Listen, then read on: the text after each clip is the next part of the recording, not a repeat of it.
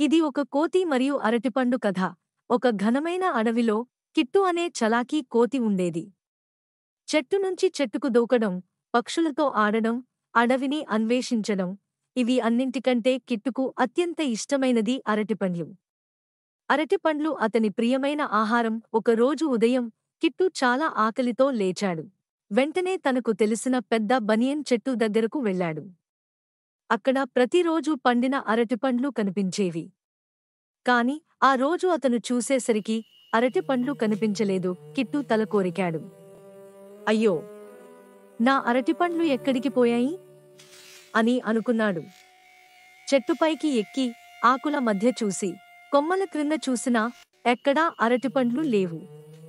అతని పొట్ట గుగ్గులుమంది. కిట్టు తన స్నేహితుడు మిట్టు అనే చిలుకను అడిగాడు.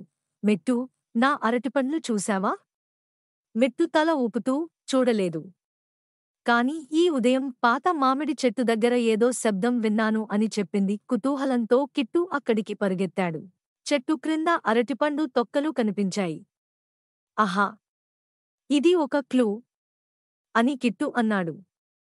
ఆ తొక్కల చెరువును అనుసరిస్తూ అడవిలో లోపలికి వెళ్ళాడు. ఆ చెరువు అతనిని ఒక రాతిబండల కొండ దగ్గరకు తీసుకెళ్ళింది.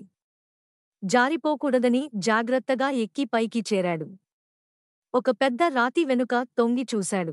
అక్కడ బోబో అనే పెద్ద కోతి అరటిపండ్లు తింటూ కనిపించింది. కిట్టు కోపంగా అన్నాడు, బోబో, అవి నా అరటిపండ్లు.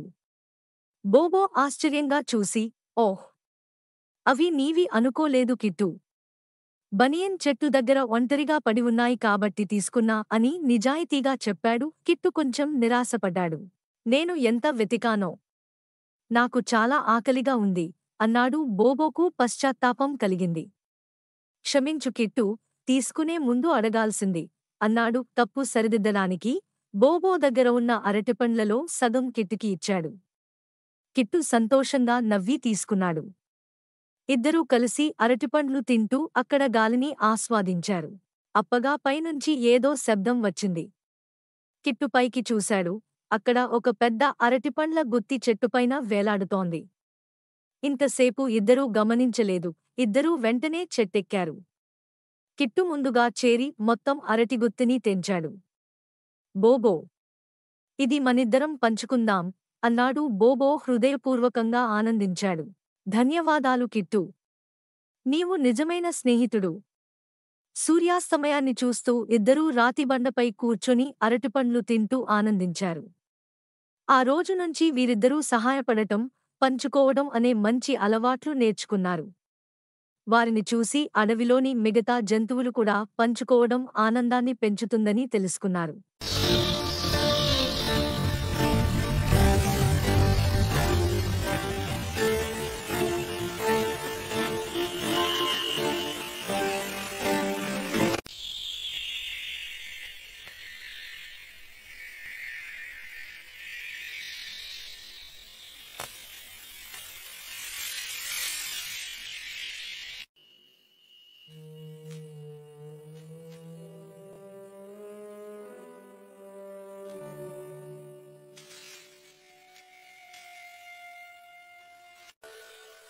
Have you seen my bananas?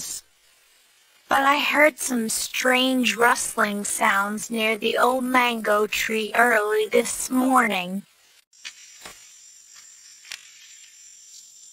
Aha! A clue!